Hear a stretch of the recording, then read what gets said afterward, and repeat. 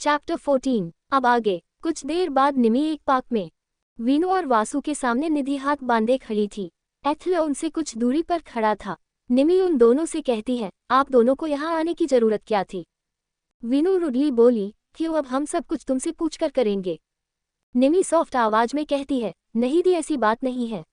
वो इंसान बहुत खतरनाक है। वो कोई आम आदमी नहीं है, सड़क छाप गुंडा है वो। वीनू रिडली बोली, हाँ तो। वासु वीनू को शांत करवाते हुए बीच में कहता है, शांत हो जाए। हम आपस में बहस क्यों कर रहे हैं? हमें उनसे बात करके इश्यू सॉल्व करना है, ना कि आपस में झगड़ना है। उद्धरण चिन्ह। वीनू वासु की ओर अपने गुस्से से उबलते चेहरे से देख रही थी। निमी वीनू का हाथ अपने हाथ में लेकर अपनी सॉफ्ट आवाज में कहती है, दी, मैं जानती हूँ आजकल आप बहुत परेशान हो। इसका मतलब ये तो नहीं ना कि आप आसपास सभी पर अपना गुस्सा उतारेंगी।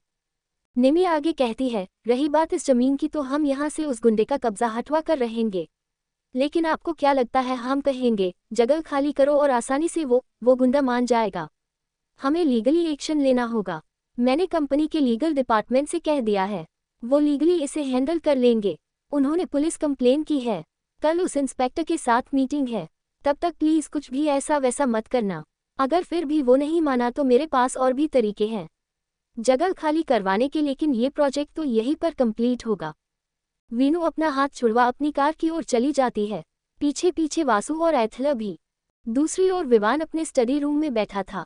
विवान के पास राहुल की कॉल आती है। विवान जिसे पिक करने के बाद रूम से बाहर आ अपने रूम में जा कपड़े चेंज कर घर से बाहर चला जाता है। कुछ देर बाद वो अपनी कार एक होटल के बाहर रोकता है। सीधा वो एक प्राइवेट रूम की ओर चला जाता है। विवान जैसे ही उस रूम में आता है, उसकी नज़र सामने सोफे पर बैठी खूबसूरत सी लड़की पर जाती है, जिसके पीछे राहुल खड़ा था। राहुल विवान को देख उसे ग्रीट कर रूम से बाहर निकल जाता है। विवान के सामने वो लड़की नजरें झुकाकर बैठी थी। विवान भी उसके सामने वाली चेयर पर बैठकर बोला, क्या तुम वही हो? वो लड़की अपना सर हाँ में हिला देती है। विवान बोला, सॉरी, तुम्हें ढूंढने में मुझे इतना समय लग गया। वो लड़की आगे कुछ नहीं बोली। विवान उसे अपना ब्लैक कार्ड निकाल कर देता है। जिस देख वो लड़की बोली, मुझे ये नहीं चाहिए। आप जानते हैं उस रात मैंने अपनी वर्जिनिटी खोई थी, जो मेरे लिए बहुत वैल्यूएबल थी। मैंने वो अपने पार्टनर को देना चाहती थी, लेकिन इतना बोल सुबकने लगती है। विवान उसके सामने पंजों के बल बैठ बोला, तुम फिक्र मत करो, मैं सब जानता हूँ। उस रात मैं नशे में था और हमारे बीच वो सब हुआ जो नॉर्मल कपल में होता है। इसलिए तुम्हारी रिस्पॉन्सिबिलिटी लेने के लिए ही मैं तुम्हें ढूंढ रहा था। देखो तुम मुझे मिल भी गई। बस मुझे कुछ समय दो, उसके बाद सब ठीक हो जाएगा। तब तक तुम यही रहना। वो लड़की आंसू से भरी आंखें विवान की कर अपना छोटा सा चेहरा हाँ में हिला देती है। विवान वहां से उठकर बाहर आ राहुल से बोला, तुम्हें पूरा यकीन है ये वही है? राहुल अपना सर हाँ में हिला बोला, मैंने जितनी इन्वेस्टिगेशन की है उस हिसाब से तो बस आपके रूम में यही आई थी। इसी को आपके रूम से निकलते हुए सीसीटीवी में देख गया है, लेकिन काफी सारी क्लिप्स गायब है। लेकिन बस इसके अलावा कोई और वीडियो भी नहीं है। विवान बोला, ठीक है, डाइवोर्स पेपर्स रेडी करवाओ। राहुल हाँ में सर हिला हिचकते हुए बोला, लेकिन सर आपकी शादी को 1 हफ्ता भी नहीं हुआ, आप ऐसे डाइवोर्स लेंगे? थोड़ा निमी मैम के बारे में सोचिए सर। विवान एक कोल्ड लुक राहुल को दे बोला, तुम्हें मेरे ऑर्डर फॉलो करने की सैलरी मिलती है, मुझे ज्ञान देने की नहीं। जितना कहा है बस उतना ही करो। इतना बोल अपनी आंखों पर गोगल चढ़ाकर बाहर की ओर चला जाता है। राहुल को निमी के लिए बहुत बुरा लग रहा था, लेकिन बस एक मामूली एम्प्लॉय था, वो कुछ कर भी नहीं सकता था। राहुल भी विवान के पीछे वहां से चला जाता है। कपूर मेंशन। वीनू गुस्से से मुंह फुलाए अपने रूम में हाथ बांधे इधर से उधर चक्कर लगा रही थी। उसे निमी का उसके पीछे गार्ड लगाना पसंद नहीं था, लेकिन निमी ने सब साहिल के कहने पर ही किया था। उस फोटो को देख साहिल डर गए थे कि कहीं सच में कोई निमी वीनू को पहचान न ले, जिसके कारण उनकी जान को खतरा हो सकता था। ये एक पिता की अपने बच्चों को खोने का डर था, लेकिन वो बस अपनी बच्ची को साफे रखना चाहते थे किसी भी कीमत पर। वो अपने बेटे को खो चुके थे, लेकिन अब अपनी बच्ची को नहीं खोना चाहते थे।